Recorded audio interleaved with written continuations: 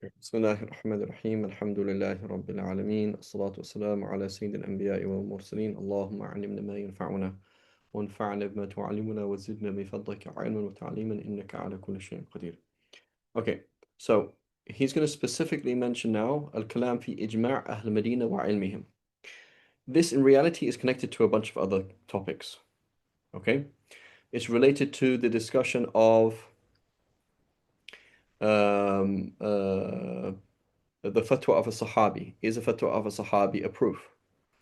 Is the fatwa of a Sahabi a proof if إذا لم يعرف له مخالف? If there's no proof, there's no anybody else saying something. So it's not there's two fatwas, but there's one fatwa of one Sahabi, and that's it on this issue. Is that a proof? It's also an issue of just the nature of hadiths, right? So if we go back to hadiths, and we spoke, for example, I think last week or the week before about marasil and how different they are. Similarly, hadiths are not all the same. And in general, the hadiths of Medina are very nice and clean, right? Whereas the hadiths of Iraq are not. So if you read, that's like, where did hadith criticism really begin? It happened in Iraq. So you could argue in an extreme way, everything's fine, apart from in Iraq and Damascus and those places, these big they have a crazy problem with hadiths, and just forget all of those people, right? So that's a bit of extreme situation, but it's true, right? So for me, for example, as somebody who is a talib ilm, somebody who is an educator as well, when I look at like where should you start in your hadith sciences, you start with the Muwatta of Imam Malik, qawlan wahidan, right? But why? Because the hadiths are the andaf hadith, and there's nothing complex going on. So you get used to short chains of narration, you get used to clean hadiths, mawqufat, right? If you go to something like Tirmidhi or Bukhari or something, there's issues. There's issues that you have to deal with. So it's a bit of a complex picture. It's not as simple as Amal Ahmadina. Furthermore, when you say Amal Ahmadina, who do you mean? Do you mean the consensus of the Kibar Tabi'een of Medina? Or do you mean Awsatihim? Or do you mean Sigharihim? When? So Dr. Umar Farouk, those of you familiar with him, in his PhD on the Amal Ahmadina, he did it, I believe, in Chicago or somewhere else. I don't know where he did it. He spoke about when you say wala amalu indana, Imam Malik will say wala amalu indana. What does he mean by that? And he tried to kind of like see if there's a difference between different terms between al amalu indana or al amal alladhi la ikhtilafa fihi fi baladina, right? These different terms, right? So if somebody would like to do that, I don't think he did it, I think, in the 70s. So he may have revisited it since then. I don't know. But anyway, I remember there were some issues with it, some hadith issues where they weren't that, weren't that amazing. So anyway, it's worth looking again.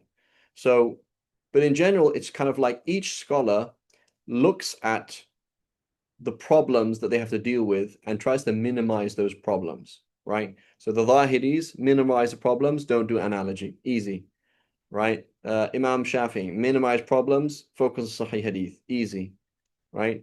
The Hanafis minimize problems, focus on what is the fits the qiyas, right? Which things fit, which hadith and athar fit the system, right? For Imam Malik, his number one thing is any hadith that disagrees with what we do in Medina is ma'lul. There's something wrong with it. It's either mansukh or it's a mistake, right? That's how he works. And so Imam Malik will quote a hadith and then say, "Wala amalu عندنا كذا." What we do here in Medina is different. The muftis and the qadis, this is what they do. Khalas, this is the deen of Allah. Okay? And so just put a little note. See Dr. Umar Farouk's PhD is in English on that. Ibn Taymiyyah also has an essay on it, but slightly different in reality about what he means by Amal al-Madinah. Um, see as well in just put a little note for future reference. Madkhal ila ilm al-Sunan by al-Bayhaqi, and he talks about Imam al-Shafi'i, um, discussing whether or not we should accept Iraqi hadiths, period. So Imam al-Shafi'i, he made the point that we should accept Iraqi hadiths. But the fact that he's saying we should that somebody should say otherwise is indicative of the fact that in the Hijaz, in Mecca and Medina, it's much simpler, right? The whole issue of hadith is much simpler, and all the problems and the complex problems and the ways of solving them are not really an issue, right? So it's a kind of a combination of different things. Similarly, put a little note and say, see رسالة ليث ibn Sa'ad إلى الإمام Malik as found in تاريخ يحيى بن معين برواية الدوري. Right, so the Tarikh Yahya Ma'in, there's two riwayas. There's a Darimi, the author of Sunan Darimi, and a Duri. Right, so whenever we're quoting Yahya Ma'in, we're going to be quoting a Duri or a Darimi. So in Duri's Tarikh Yahya Ma'in, the very last section is Yahya Ma'in quoting the letter that was two letters or three letters sent between Imam Malik and Layth and Malik on this issue. Okay? I know, just read it. Just read it, you'll see. And it's not that long. And so, and why Imam Malik. So Imam Malik has an extreme amazing adab, and he's just telling Layth ibn Sa'd that we've heard that Layth ibn Sa'd is very close to Imam Malik, similarly, many similar shuyukh, but he's in Egypt. And he said, we've heard some, you're an imam and people follow you, like, be very careful, don't go against Amal Ahl Medina, right? And Layth ibn Sa'd disagrees and says, no, there's other Amal that might be better. Yeah, so that's the general picture, but the whole style is something that is shared in general by all fuqaha. The idea of the amal of the salaf is important, and then it's shared as well by each like the Kufans, they'll follow the amal of Kufa, and the Medinans the amal of Ahl Medina, right? But it's just very, very obvious and clear in the Maliki school, right? And the whole concept as well is very close to the concept of the Muhaddithin, right? So the Muhaddithin, when they're talking about the two sources, so we said Tarikh. Let me type them out for you, right? Can somebody Muhammad Amin, can you type it out for me? So Tarikh Yahya ibn Ma'in برواية الدوري.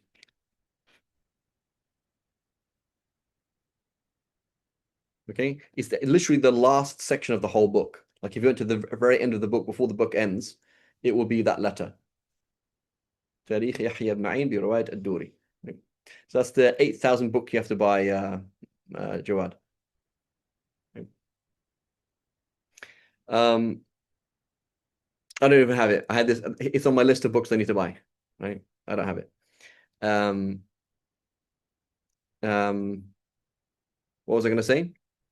And then also المدخل إلى علم السنن by al-Bayhaqi, right?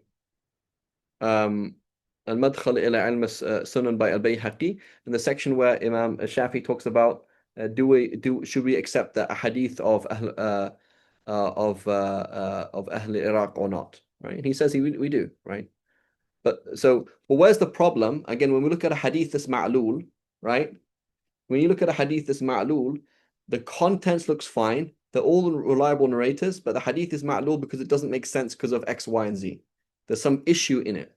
So for Imam Malik, it's like, I can't imagine, right? It's not possible that this is a hadith and is narrated here in Medina or elsewhere, but even if it is narrated here in Medina and we don't act according to it, that means there's something wrong with the hadith. It's either mansukh or misunderstood. So the most important thing for Imam Malik is what is the amal of the fuqaha? What do the fuqaha in Medina do? Right? Not awam and nas. We're not interested in awam and nas, right? We're interested in right the consensus there. So, and then we mentioned as well the PhD of Dr. Omar Farouk, right? That's in English. I think it's you should be able to find the PDF online. Dr. Omar Farouk, etc. So he says, وقد تقدم أن مذهب مالك رحمه الله وسائر العلماء القول بإجماع الأمة ومن مذهب مالك رحمه الله العمل على إجماع أهل المدينة فيما طريقه التوقيف من الرسول أو أن يكون الغالب منه أنه عن توقيف منه عليه السلام right كإسقاط زكاة الخضروات. So the issue is, for example, we debate, do you pay zakat on vegetables? So you are living 150 years after the Prophet sallallahu alaihi wasallam, and you are living with people who are very, very, very careful about the deen, right? And none of the muftis say that you give zakat on vegetables. How is it possible that they change the deen of Allah, given that this would happen on a regular basis, right? Vegetables and fruits, there's no zakat. How? Like, how is it possible that they suddenly stopped applying the fard of giving zakat on vegetables? Right? لأنه معلوم أنها قد كانت في وقت النبي صلى الله عليه وسلم ولم ينقل أنه أخذ منها زكاة وإجماع أهل المدينة على ذلك فعمل عليه وإن خالفهم غيرهم. Right? So that makes a lot of sense. So imagine if you were in Medina and somebody came from outside of Medina with a Sahih Hadith. See, Habibi, I'm not saying you guys are liars, but it doesn't make any sense because who is it? Like, tell me which of us stopped following that sunnah, right? How did that even happen? So this happened with the adhan. Muhammad Hassan Shaybani turns up in Medina and says, your adhan is off. He says, no, it's not. So how do you know it's off? Because, oh, so Muhammad Hassan Shaybani quotes a Sahih Hadith. So Imam Malik says, you see this man calling the adhan here? He was calling the adhan since the time of his father, since the time of his grandfather, right? It happens 5 times a day. You can't just change the adhan. And if it's going to change, where's it more likely? Here in Medina, where the Prophet was buried, or somewhere else when the Sahaba left to Kufa and Basra and Sham and all these different places. You know what I'm saying? Like, Imam Malik's like, I'm not going to leave what people do here. It's impossible.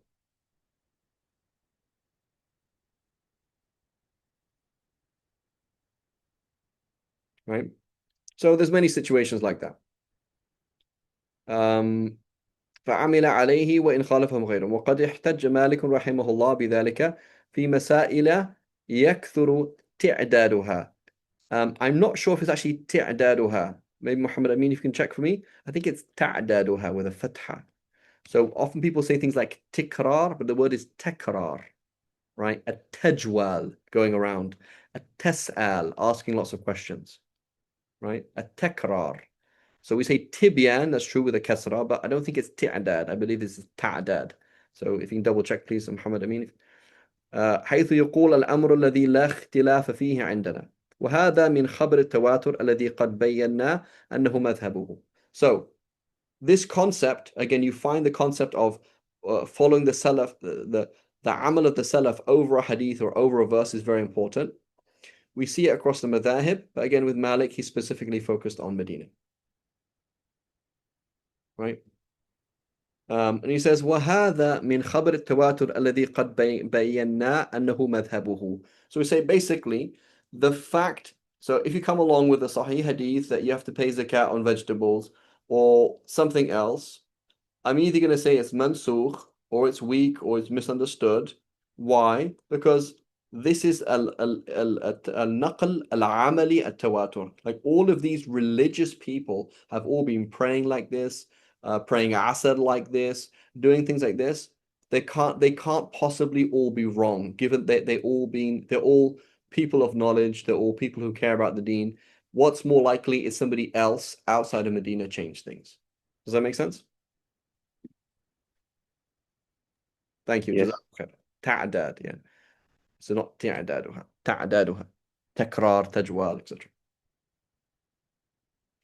Okay. وحجته في أنهم أولى من غيرهم فيما طريق نقل عن النبي صلى الله عليه وسلم أن الرسول عليه السلام كانت هجرته إلى المدينة ومقامه right إقامته مقام means إقامة it's a مصدر ميمي ونزول وحي عليه فيها واستقرار أحكام شرائع بها وأهلها مشاهدون لذلك كله عالمون به لا يخفى عنهم شيء منه وكانت حاله right حال in Arabic we can treat it in three ways the word حال we can say حال جيد حال جيدة or حالة جيدة so we can treat it as masculine treat it as feminine or treat it actually as feminine with a تاء مربوطة حالة ممتازة right but the أفصح is like this وكانت حاله معهم إلى أن قبض على أوجه إما أن يأمرهم بالأمر فيفعلونه أو يفعل الأمر فيتبعونه أو يشاهدهم على أمر فيقرهم عليه فلما كانت لهم هذه المنزلة منذ عليه السلام حتى انقطع التنزيل وقبض النبي بينهم فمحال أي مستحيل أن يذهب عليهم وهم مع هذه الصفة ما يستدركهم غيرهم لأن غيرهم ممن ضعن منهم إلى المواضع هم الأقل والأخبار عنهم أخبار آحاد لأن عددهم مضبوط وأخبار أهل المدينة أخبار التواتر فكانت أولى من أخبار الآحاد right. So let's take a comparison. So in that letter that Layth, for example, sends to Malik, Layth says, one of the issues that I disagree with Amal Ahmadina is joining for rain. I disagree. You can't join for rain. So Malik quotes the hadith from Ibn Abbas that the Prophet ﷺ joined in Medina. And then he follows it up with the fact that Ibn Umar used to join with the rulers when it was raining. During Maghrib and Isha when it was raining. Okay? So it seems to have been a thing from the time of Ibn Umar, during the time of the Umayyads, that the Ibn Umar and others used to join with the rulers of Bani Umayyah during Maghrib and Isha. Okay, for rain. And then it continued to the next generation.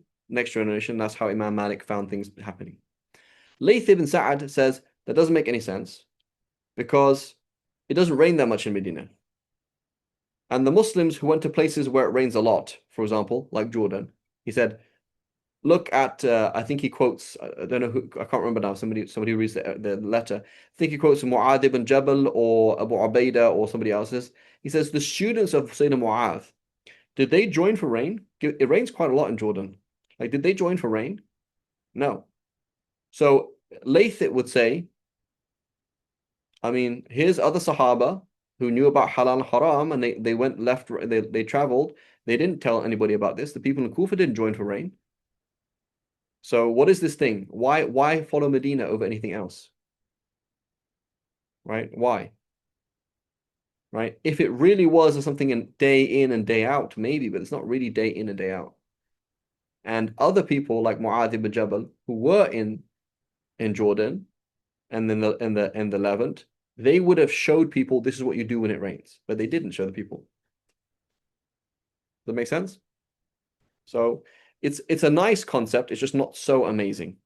Right? Just like any concept. Sahih hadith is a nice concept. It's not that amazing. It's not absolute, that's all.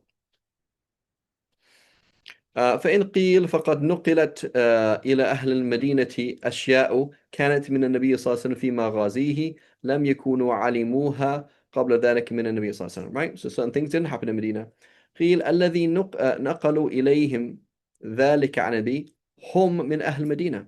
So you say, well, certain things happened outside of Medina. True. They came back to Medina and shared it with Medina. Everything was processed. Sayyidina Abu Bakr, Sayyidina Umar, the whole processing of the Sunnah and spreading of discussions, etc. happened in Medina. فإن قيل فقد كانت منه أشياء بمكة لما حج لم تكن بالمدينة. So shouldn't people of Medina, Mecca be more knowledgeable? قيل قد كان معه أهل مدينة في حجته فهم شاهدوه أيضا بمكة ونقلوا عنه ما كان منه في حجه وغيره. So they're the same people, right? Like if you look at the people who are the teachers of Imam Malik, you want to become Maliki, قولا واحدا, right? It's obvious. You like just look at his teachers. He's studying with Abdurrahman ibn Qasim ibn Muhammad, right? His grand teacher grew up in the house of Aisha. It's like, come on, give me a break, bro, right? He studied with Kharija, I believe. Maybe not directly, but I'm pretty sure he studied with Kharija, the son of Zayd ibn Thabit. He studied with Zuhri and who studied with like Urwa ibn Zubayr, the nephew of Aisha, etc. You look at the people around him. These are all basically like the family of the Prophet ﷺ, the family of Ibn Umar, the family of people around Aisha, people around Zayd ibn Thabit, and others. Right? And also he's quoting other people, so it kind of makes a lot of sense. Right? فإن قيل فإن اتفق لأهل مكة مثل خبر أهل المدينة في إجماعهم لأنهم قد شاهدوا النبي صلى الله عليه وسلم كما شاهده أهل المدينة فإن اتفقوا على شيء من توقيف أو ما الغالب منه أن يكون عن توقيف فهل يجب أن يقبل ذلك منه؟ قيل إن اتفق لهم ذلك كانوا هم وأهل المدينة سواء فيما نقلوا عنه لكن لا يكاد أن يتفق هذا لغير أهل المدينة في أن يكون خبرهم طرفاه كوسطه لا يتخلله أخبار أحد. It's not groups of people in one place. Rather, it's somebody narrating from somebody. وإن نقلها جماعة يتخلها أخبار أحد من في طرفيها أو في وسطها فخرجت بذلك عن أن تكون تواترا وأهل المدينة يحصل لهم في فعلهم صفة التواتر ولهذا كان خبرهم مقدما على خبر غيرهم والله أعلم. Right? So for example, Asr. When should you pray Asr? Well, let's go to Medina. I don't care about any hadith. I just want to see what did they do in Medina at that time. They must be praying Asr at the right time because they've been praying Asr every single day at that same time. So then turn up in Iraq and they pray it later. Must be wrong. Right? That's the argument. Okay, makes sense, inshallah? Yes, Sheikh. Right? Here's the problem then. The problem is ضبط of Amal al-Madinah. So Sahih Hadith is something that's objective. I can come up to Imam Shafi'i, find a hadith that he uses and disagree with him and say the hadith is not Sahih. Right? I can find another Sahih Hadith that he doesn't use and use it. Right? It's fairly objective system. How, besides Imam Malik, how else am I going to find Amal al-Madinah? Is there any source that documents the Amal al-Madinah apart from Imam Malik himself? Basically not. It doesn't exist. So what's going to happen then as a Maliki is you're going to do a trick. You're going to say Amal al-Madinah is a hujjah because it's tawatur. Imam Malik said this. I don't know why he said it, but it must have been Amal al-Madinah, therefore it's true. Can you see that? Let me repeat. Imam Malik says something. I don't know why he's saying it. So it must be Amal al-Madinah, and Amal al-Madinah is a proof, so therefore Imam Malik's right. So is it something that I can critique? Is it something that I can question? Is it something that the ashab of the school can build on, or is it? Nope. No, not really, right? So even, for example, some of the early Hanbalis, I'm sure you're going to find early Hanbalis looking at a mas'ala where Imam Malik, where Imam Ahmad, for example, used a weak hadith and they disagree. They said the hadith isn't sahih or is too weak. He's saying it's weak and they're saying it's too weak, right? Or he's saying it's sahih and they say otherwise, right? Whereas an issue of ijtihad, is it sahih or not? There's somewhat level of like, you can actually be critiqued, right? So that's the problem with Maliki school in that. It's like it's kind of like you're hiding behind this invincible, unprovable proof, right? It's kind of, So for example, the issue of what? Raf' al-Yadayn, the issue of qabd and sadl in prayer, right? So they'll come along and they'll say Amal al-Madinah, and you're like, wow, that's so cool, right? And start praying with your hand by your side, right? And then you start looking and you realize it's not that clear at all. So why is it that that mashhur in the Maliki school is that they pray with sadl? Is basically that's what Ibn Qasim quoted Imam Malik to have said. and Ibn Qasim spent 20 years with Imam Malik, so he should know Imam Malik's fatwa better than anybody else, better than Ibn Wahab or Sahnun or any of those other people, right? And then, and then basically have this one quote in the Mudawwana where he says, "Lam urahu or lam arahu fil fard." Right? I haven't seen it, or I don't believe it's the case in the fard. So then you're going to say, oh, but Imam Malik narrates the hadith that you put your right hand over your left hand in prayer, and then doesn't act upon it. And so now we're going to assume that it was Amal Ahmadina and make this whole kind of argument that is impossible to disprove. Right? When in reality, it's not that clear in the Maliki school. There are other narrations from Imam Malik. There aren't other narrations, what exactly did the whole of Medina always do? Right? It's not, things are never as clear as they seem. Right? They're never really as clear as they seem. Right? Does that make sense? Yes. Go ahead, Arias.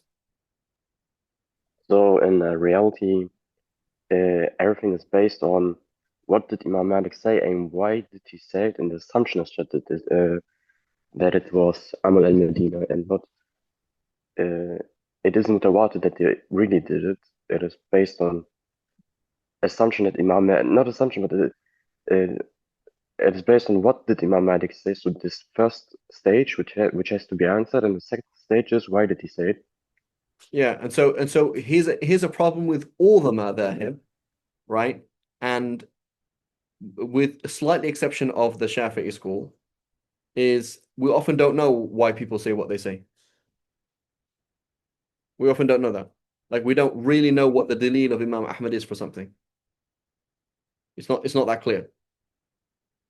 We don't really know what the dalil, what was the actual proof of Imam Abu Hanifa for this issue. We can kind of guess, but we don't often know exactly why. And sometimes a late scholar will come along and say, "Oh, the reason was this." Like that's not actually the dalil at all, right? Whereas Imam Shafi, it's usually much easier to do that, right? So, but at least, for example, if Imam Shafi was using a Sahih Hadith, you could critique it, whereas you cannot critique Imam Malik's narration of Amal Ahmadina because nobody else does riwayah of Amal Ahmadina, right? Like you could do some things, for example, Asr time, right? So Asr time, that's probably quite clear. You could go through other books and find out Sahaba and Tabi'in in Medina, when did they say Asr comes in? You could probably prove that. But a lot of the things that the Malikis talk about, you couldn't really prove from any source at all, besides one of Imam Malik's students asking him. And when we say one of Imam Malik's, we're talking specifically Ibn Qasim. So in reality, when you say this tawatur, the tawatur is in reality Ibn Qasim narrating from Malik, saying something that we don't really know why he's saying it, but we're going to assume is Amal Ahmadina. Does that make sense? Yeah, I see. Jazakallah khairan. So what's interesting is people like Ibn Qassar. So Ibn Qassar is in Baghdad, I believe. He is now a fish out of water. He's now debating with Shafi'is, with Shia, with Hanafis, with Hanabila, with everybody. So now it's interesting to see people like him. So if you go now open his book, Uyun al-Adillah, see issues where it seems like the proof of the Maliki school is Amal Ahmadina and see how he argues it, right? Similarly, one of my favorite books is Al-Qadi Abu Bakr in Arabi's commentary on Tirmidhi. So Aridatul Ahwadi. What does he do? How does he do things? Because it's important to see how somebody freely thinks using the system of the Mujtahid Imam, right? But if you don't know how they freely think, then you don't really know the system of the Imam. Does that make sense? Like looking Ibn Mundhir, look at Ibn Khuzaymah, they're Shafis, but not Shafi, if that makes sense. So a number of so people like this, like Ibn Abdul Barr, right? Look at scenarios where Ibn Abdul Barr goes against the Maliki school based on a Sahih Hadith that goes against Amal Ahmadina. How did he actually use it? How does he work? Right? So it'd be an interesting thing to do. Allahu A'lam. Okay, so now we're going to the next topic, which is the min mabahith al-alfaz, to do with language, which is we call it dalil al-khitab, or it's called mafhum al-mukhalafa. Right? مفهوم المخالفة. So there's two things. There's مفهوم الموافقة and مفهوم المخالفة. Okay? مفهوم الموافقة is a bit like قياس, right? Where you say like given that you mentioned X, I'm going to mention Y, which is very, very close to qiyas. In reality, it's kind of a form of qiyas. But we're looking at it from a language point of view. Okay? Mafhum al-mukhalafa is not a logical thing or a qiyas thing. Right? But mafhum al-mukhalafa is when you say, give the tall man this cake. That means don't give the short man the cake. Right? Give salams to the tall man. That means don't give salams to the short man. Okay? So is that or is that not a linguistic tool that we can use when interpreting Quran and Sunnah? Right? Mafhum al-mukhalafa.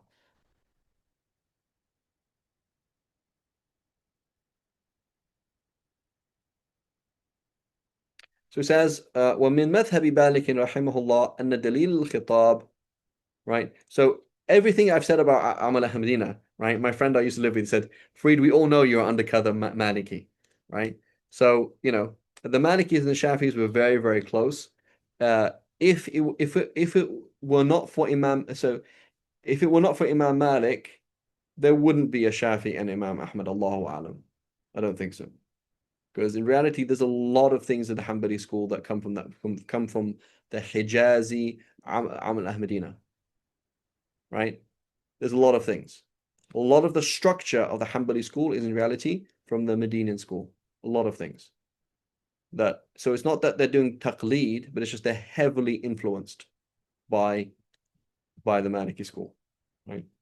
The Muwatta is my favorite book in Hadith, after which is Tirmidhi. And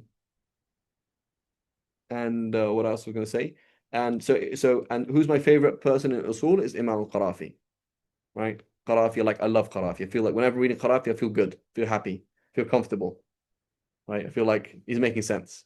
Qadi Abu Bakr al-Arabi, fantastic. And particularly the Andalusian Malikis, they seem to be very reasonable. Right? Wallahu a'lam.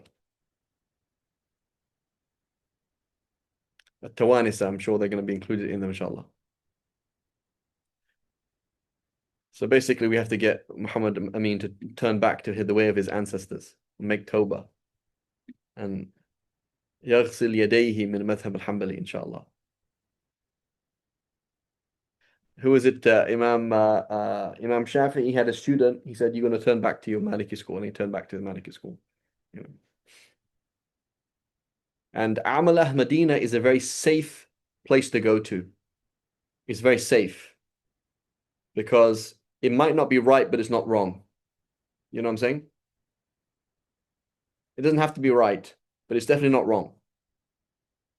Whereas a lot of the other madhahib, the way they look at things, there's a lot of danger compared to the safest school is definitely the Maliki school, that's for sure. So I'm not saying it's right, but it can't really be wrong. Right? Any Salafi who is Salafi because they don't like bid'ah, they should be Maliki, because Malikis are like the clearest, hardest school against bid'ah, right? And even, for example, Malikis that do things like the Hadara, that's not really Maliki madhab, right? You'll find, for example, some of the late Malikis talking about things like the Hadara and stuff like that. That's not really Maliki. That's just they're kind of affected by other people. Somebody who's very hadith oriented, fine, become Hanbali Shafi, but if somebody who's like, oh yeah, bid'ah, the school with the most hardline approach to bid'ah is the Maliki school. Right. Okay, so he says, ومن مذهب مالك رحمه الله أن دليل الخطاب محكوم به وقد احتج بذلك في مواضع منها حيث قال إن من نحر هديه بالليل لم يجزئه. Right? So لم يجزه لم يجزئه. So he's treating the Hamza as if it was a ya, right? So أجزأ يجزئ becomes أجزا يجزي, and so then it drops because it's treating it as a ya, but right? But لم يجزئه لقول الله تعالى ويذكرون اسم الله في أيام معلومات. Days. So that you should remember Allah's name, i.e. slaughter in these days, that means you can't do it at night. So when you say you do it in the day, that means you don't do it at night. That's called مفهوم المخالفة, right? And the best example of مفهوم المخالفة is إذا بلغ الماء قلتين لم يحمل الخبث, right? When water reaches 216 liters, it no longer can become filthy, i.e. unless it changes. The mafhum of it is, right? إذا لم يبلغ قلتين يحمل الخبث. It does become filthy, i.e. even if it doesn't change. Okay, that's called مفهوم المخالفة, right? وفي الغنم السائمة صدقة. In free-ranging sheep, in sheep that are free pasturing sheep or goats, there is zakat, i.e. there isn't zakat if they're not free roaming, right? That's in the Shafi school, for example. That's called مفهوم المخالفة. كقوله من دخل الدار فأعطه درهم, أي دليله, what does it mean then? دليله أي مدلوله من لم يدخل فلا تعطه شيئا. وهذا نص منه في القول بدليل الخطاب. So basically, Imam Malik was asked certain questions, and this is the way he did things. والوجه فيه أن ينظر عند ورود الخطاب بالشرط أو الصفة إلى السياق الكلام وما تقدمه وما خرج عليه الخطاب. فإن وجد دليل يدل على الجمع بين المسكوت عنه والمذكور صير إليه. Right? If they're actually the same thing, there's actually no difference, right? Then fine. وإن لم يوجد دليل أمضي الحكم على ما ذكر. So basically saying it's a secondary, it's a default thing. There could be other evidence, right? I'm not saying it's always the case, but when, so for example, I say, give this to Aryas and give this to Muhammad Amin. That doesn't necessarily mean don't give anything. Like, give some food to Aryas and give some food to Muhammad Amin. That doesn't necessarily mean don't give some food to anybody else, does it? But he's saying the default is that's the case, right? ثم ينظر في الحكم المسكوت على سبيل ما ينظر في الحوادث التي لا نصوص فيها، فقد يقع السؤال عن شيء على صفة فيخرج الجواب مقيدا به, right? So I say, if I killed my brother, do I have to pay the blood money? And he says, yes, if you kill your brother. Doesn't mean if you don't kill your brother, if he's not your brother, there's no diya, right? So sometimes if you might ask a question, right? So somebody, and they might respond in the same way, that's all. ولا يكون في ذلك دليل على مخالفة المسكوت عنه للمذكور. كمن أقر لرجل ب1000 دينار فقيل له إن كان له عليك 1000 درهم فأخرج له منها. كالعالم إذا سئل عن رجل قتل ابنه فيقول عالم من قتل ابنه فلا قود عليه، فيكون ذلك شرط في الأب وحده, right? لأنه لا ينفى القود في غيره, right? Whoever kills his father cannot have qisas done to him, right? That's specific to father. It doesn't mean, right? It doesn't mean it's not specific to anything else. وهذا كما نقول إن سائلا سأل النبي صلى الله عليه وسلم عن المسح على الخفين هل يمسح المسافر 3 أيام فقال يمسح المسافر 3 أيام. لا يكون مقصورا على سؤال, right? It doesn't mean that you can't wipe on it for more than that. So the Malikis, they say it's mutlaq. You can do it for as long as you want, right? We say it's going to be for 3 days maximum. So that if I ask the question, can I wipe on my khus for 3 days? Yes, a wiping person can wipe for 3 days. That doesn't logically mean that I can't do 4 days, right? It's not a logical proof. وكذلك يخرج ما روي عن النبي صلى الله عليه وسلم أنه قال في سائمة الغنم الزكاة أنه سؤال سائل عن هذا وما أشبهه. So the Maliki say that's just so Ya Allah, Ya Rasulullah, I have sheep that are freely ranging. Do I have to pay zakat on it? Right? And the Prophet said, yeah, on freely ranging sheep and goats, there's zakat. That doesn't mean there's not zakat if they're not free ranging, freely roaming, right? أنه سؤال سائل عن هذا وما أشبه فلا يكون مقصورا على سؤال لقيام الدليل على العاملة كالسائمة في وجوب الزكاة فيها. Right? So the Shafis, we say no, right? And similarly, an ijtihad of kharaja makhraj al-ghalib, right? You might mention it here. What's the verse? وربائبكم اللاتي في حجورك في حجوركم, right? وربائب what's the verse? I can't remember now, but it mentions your stepdaughters whose mothers you have slept with and who live with you. So there's two criterions mentioned in the Quran. Your stepdaughters whose mothers you have slept with and who live with you. So are they both criterion? Does it mean so you can't marry your stepdaughters if you've slept with their mothers, A, and B, if they live with you? So that means you can marry them if they don't live with you? No, we say the first is an actual qaid. The first is an actual condition. Like if you consummate the marriage with her mother, then she's now haram to you. She's now your mahram. If you don't consummate the marriage with her mother, then you could marry her. Right? But whether she lives with you or not, kharaja makhraj al-ghalib. That's just, that's just normal, like, just like a normal way of speaking, a turn of phrase. It's not a qaid. It's not a condition. Right? So we might say, this is kharaja makhraj al-ghalib. That's all. Right? It's not you can't, la mafhuma lahu. Right? You couldn't flip it and say, well, that means if they didn't live with you, you could marry them. Right? وقد يرد الحكم في شيء مذكور ببعض أوصافه فيكون فيما سكت عنه قد ما قد يساوي المذكور في حكمه ويكون منه ما يخالفه. ألا ترى إلى قوله عز وجل وحلائل أبنائكم الذين من أصلابكم. Right?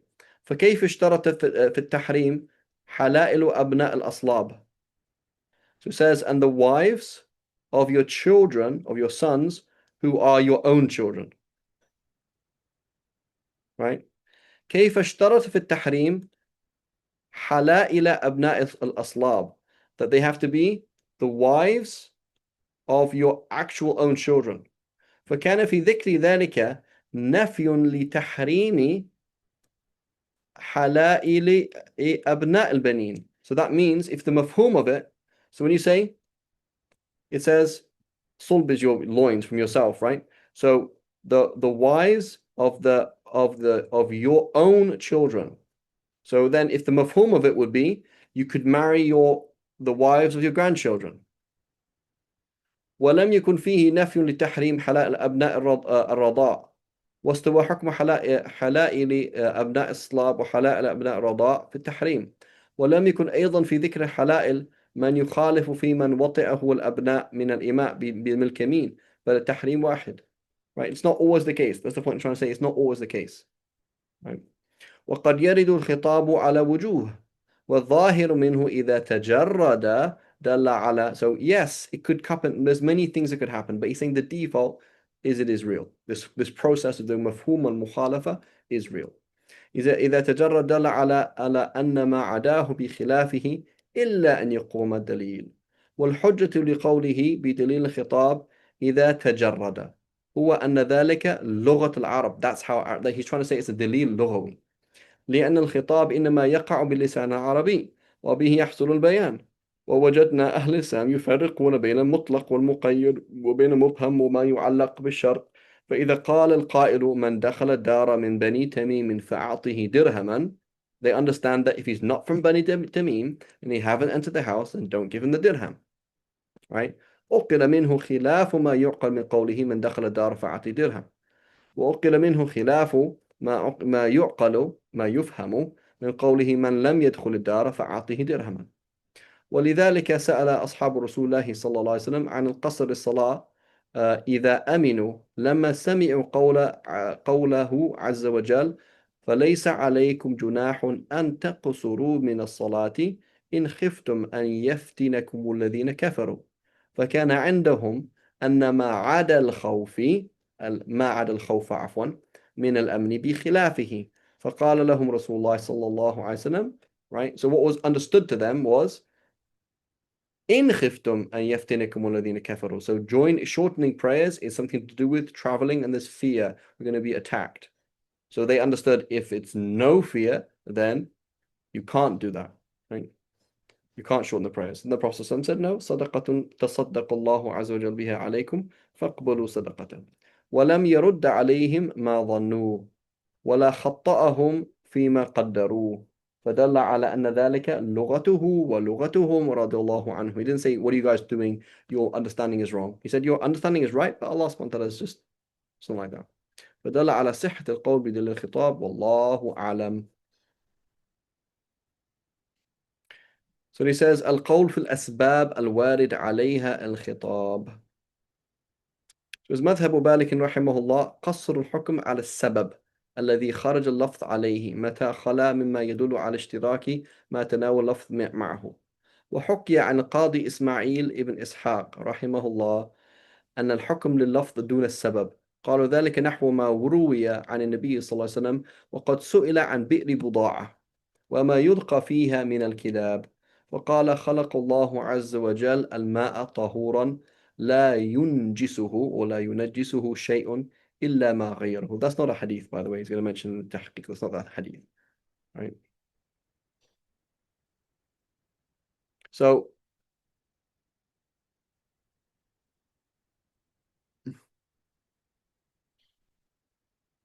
here, right, the issue is, do we look at the specific reason for the question, or do we look at the language itself? So this is important because the Hanafis, we were in the Shafi, for the Jumhur, when we talk about a nas, we mean something that could only be understood in one way, lughatan.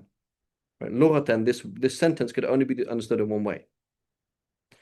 They mean, the Hanafis, they say, what was that the nas is something that responds to the question being asked.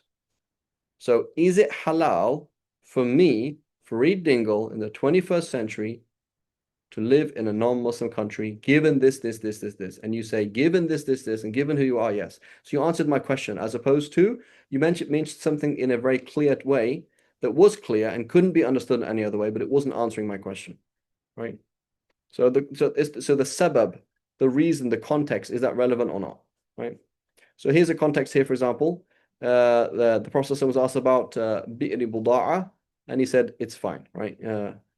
He says, "Inna al-ma'a tahurun la yunajjisuhu shay." I believe that's the hadith. Inna al-ma'a tahurun la yunajjisuhu shay. Right? The rest of it, Allahu a'lam, is a bit funny. فحكم للماء بأنه طهور جنسه دون الماء الذي سئل عنه. I'm not talking about anything else.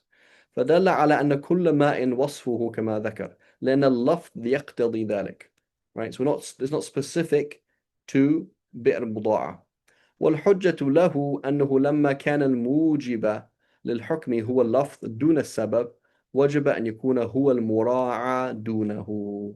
Right? We're looking at, so the phrase that we use, العبرة بعموم اللفظ لا بخصوص السبب. Right? العبرة بعموم اللفظ لا بخصوص السبب. Right? That's the question that we're discussing about.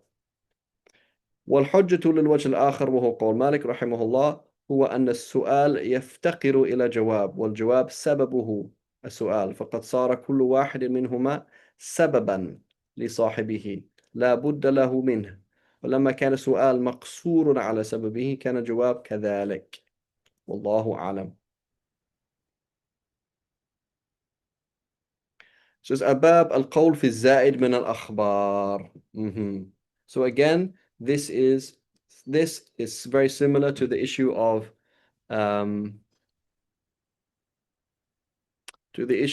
mursal hadith. It all really depends. Who has the right to talk about what we call ziyadat al-thiqa?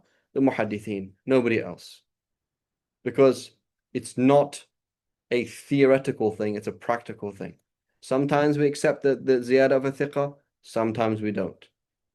Right? It's not yes or no as an abstract thing. It all depends with who this narrator is, what he's narrating, other considerations as well. Right? So he says, مذهب مالك رحمه الله قبول الزائد من الأخبار وصورته أن يروي أحد الراويين خبرا يفيد معنى من المعاني ويروي آخر ذلك الخبر بزيادة لفظة فيه لأن تلك اللفظة تدل على زيادة معنى extra تقييد and extra reason etc etc معنى آخر في الحديث وتكون اللفظة الزائدة لو انفردت لا استفيد منها معنى فيصير الخبر مع زيادته كالخبرين فمن قبل خبر الواحد لزمه قبول ذلك. This is the whole proof for the what's it called? زيادة الثقة, right? This one of the thiqas narrates this hadith with an extra piece of information. لو انفرد, if he was the only person narrating the hadith, would you accept it? Yes. Okay, so therefore you have to accept his ziyada. In reality, it's not that simple, right? So let's imagine, for example, again, going back to Amal Ahmadina, you are Malik, and the hadith is narrated, for example, in Medina in one way, and that self-same hadith that's Madani is narrated in another way so elsewhere. And in the version that is elsewhere has extra things, right? Imam Malik is famous for saying, about the Iraqis, a hadith will come to us as an inch and come back a yard, right? Meaning the hadith is well known among us and it's not that long and it comes back longer, right? So anyway, he's saying in principle, yes. In reality, Imam, right?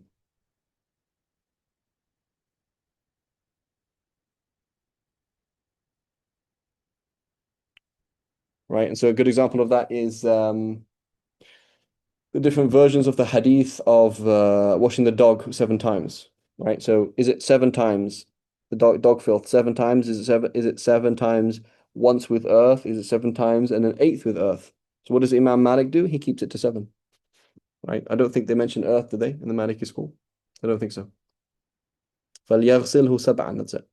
So they mentioned that it's 7, and you mentioned nadban, right? Min bab al-nadb, that's recommended. Maybe somebody can double check. I'm pretty sure in the Maliki school they don't mention the word earth, the earth.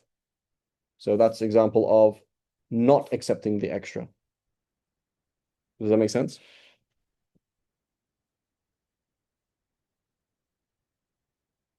Is everyone Yes, sure. everyone's following me? Yes. Right? Yes, yeah. And in principle, what should we do in that scenario, right? Like, so in the Hanbali school, they say 8, right? You've got your 7 washes with water and the 8th with earth, right? Correct me if I'm wrong, Hanbalis, right? Shafi'is, we try and marry them together and try and say, no, it's like the 8th is because the 7th one has earth in it, so it's kind of like an 8th, right? So if information came to you, do you look at with different versions, would you take what is shared or would you accept what is extra? Right? Like 10 people told you that Muhammad Amin, Shibrim, and who else is here today? Arias are here, right? So 10 people mentioned these 3 people, and then somebody adds Jawad as well. So should you accept the extra information or do you go with what's shared? It's not that simple. Go ahead, Muhammad Amin. Yeah, so in our school, it's every mutanajjis has to be washed 7 times. And in the case of mutanajjis بكلب أو خنزير, you're allowed to, or one of these 7 washes is with, they say either turab or sabun or something like that. So it's not 8 So then. it's 7 washes total. So it's not an 8th wash. Yeah. Okay. Jazakallah khair. Right. So anyway, from what I remember from the Maliki school is it's just 7. So they say just 7. They say it's sunnah for another reason. That's another discussion. But the point is 7 and not like they're not taking the other narrations, right? And then going again with the whole spirit of Amal Ahmadina, do you think Imam Malik, if a hadith is narrated with 2 versions, one's in Medina, one's outside of Medina, do you think he's going to accept the version that comes from outside of Medina? I don't think so. Right. Allahu a'lam. Okay, so anyway, so this is tied to the hip with the discussion of ziyadat al-thiqa, which is a mabhath hadithi baht, right? That's a pure hadith discussion, right? And it's it's something that should be looked at, right? Particularly in Sahih Muslim, right? The ziyadat, wafi riwayah that we see, wafi riwayah in Muslim, are those ziyadat that Imam Malik mentioned, that Imam Muslim mentions, are they for bayan, showing that it's ma'lul, or are they showing that it's just another sahih version of the same hadith, right? It's an important discussion. Anyway, so bab al-qawl fima yakhussu bihi al-umum. So we know that the am, right? Every Tunisian is wealthy, right? That's the word every. Tunisians are wealthy. That means all Tunisians. Any Tunisian you meet will be wealthy. That means all, right? So whenever you can have a statement that means all, right? The Tunisian is wealthy. I mean, the generic, I mean all Tunisians, right? So this is the am. How can you do takhsis of it? How can you limit it? So it says مذهب مالك رحمه الله أن الآية العامة إذا كان في العقل تخصيصها خصت به وإذا لم يكن في العقل تخصيصها فإنه يجوز أن يخص بالآية الخاصة وكذلك بالسنة المتواترة وبالإجماع وخبر واحد وبالقياس, right? ومما خص بالكتاب قوله عز وجل إلا على أزواجهم أو ما ملكت أيمانهم فإنهم غير ملومين فكان عاما في الجمع بين الأختين بملك اليمين ثم خصه قوله تعالى وأن تجمعوا بين الأختين إلا ما قد سلف, right? So it says إلا على أزواجكم أو ما ملكت أيمانكم, so that means you could own 2 females and be intimate with both of them. فكان عاما في الجمع بين أختين بملك اليمين ثم خصه قوله تعالى وأن تجمعوا بين الأختين إلا ما قد سلف, right? But you can't do that.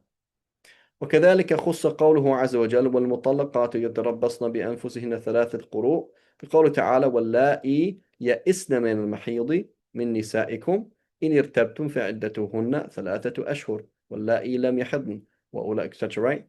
So it's now تخصيص of that.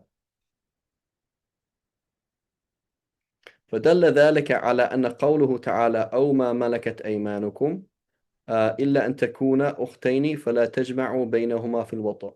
So generally speaking, for the Jumhur, we have no issue with takhsis. Okay? We can take a Sahih Hadith. He's going to mention Sahih, where's he going to go? Sahih Hadith. ومما خص من الكتاب السنة قوله عز وجل والسارق والسارقة فاقطعوا أيديهما جزاء بما كسبا. هذا عموم, right? السارق, that means any thief, right? And then it says وبين الرسول عليه السلام أن السرقة من غير حرز لا قطع فيها, right?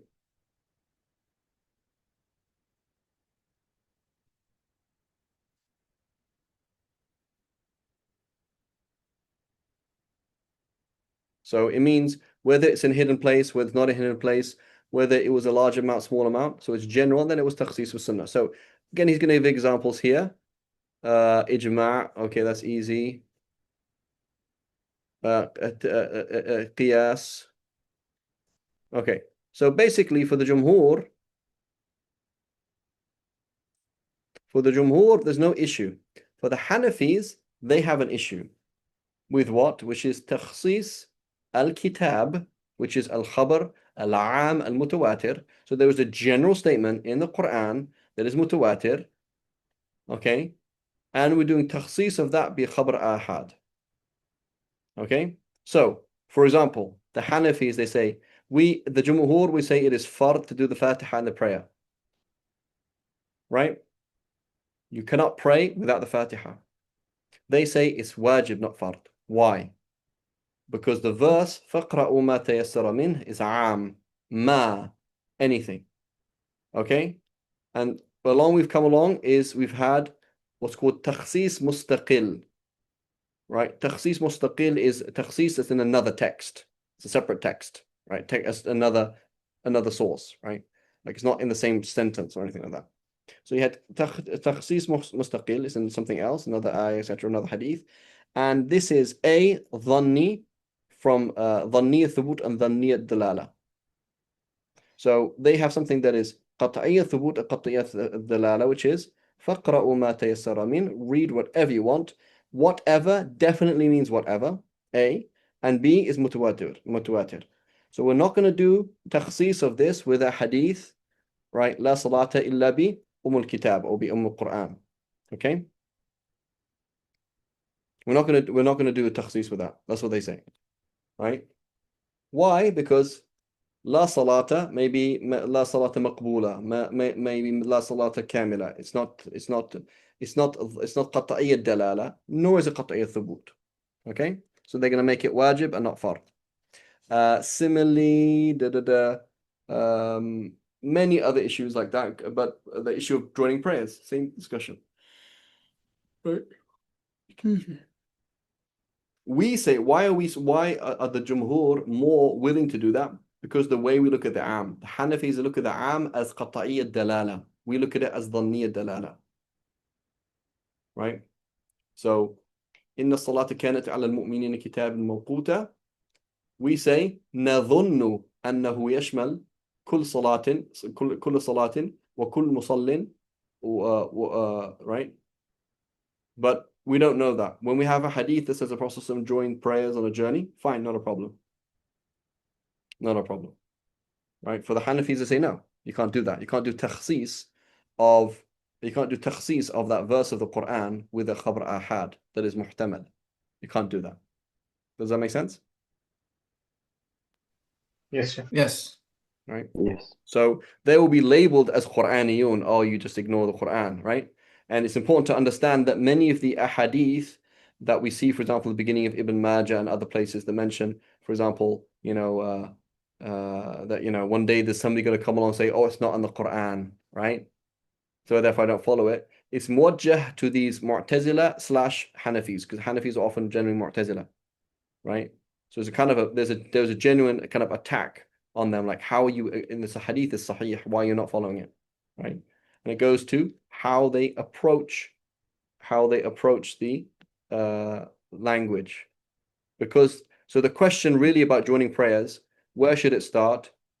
It should start with العام هل يشمل جميع أفراد جنسه قطعا أو ظنا. That's where it should start, because once we decided that, then we can start looking at what the hadith means and sahih, da'if, and everything else. But until we define that, it doesn't make any sense. So usul is very important in giving structure to the argument and use to the argument. Otherwise, it's useless. We go around in circles. So it is not that the Hanafi doesn't follow hadith. Is that the Hanafi has a linguistic discussion. An objective linguistic discussion is when you say men are annoying, does that mean all men categorically, or does that mean most men? Austrians eat really nice food. Does that mean all Austrians, or does that like categorically, or does it, when I'm saying it, am I saying it categorically or am I saying it probabilistically? Is it qat'i or dhanni? The Jumhur say dhanni, Hanafi say qat'i, right? And chances are that if you're debating with this person about joining prayers and not joining prayers, and should Hanafis, he probably doesn't even understand what that means anyway, right? So we don't want to do what's it called? We don't want to do like ilzam, like silence people, right? But there can be gentle ifham with a ha. Ifham, afhamahu, is to shut somebody up. Like, bro, you actually don't understand the argument. Like, just admit the fact that you're not intelligent enough to discuss halal and haram. Please admit that. He says, I admit that. Okay, then don't talk about it then.